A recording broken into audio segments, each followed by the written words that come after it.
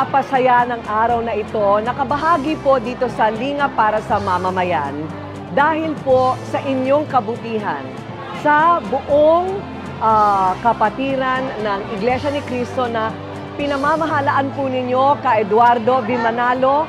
Isang maligayang bati.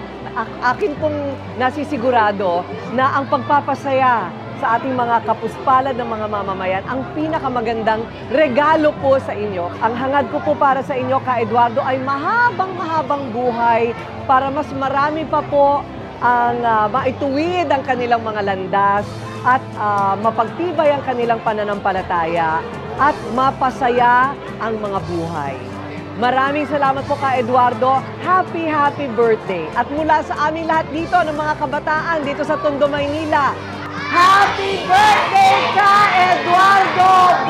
Manalo!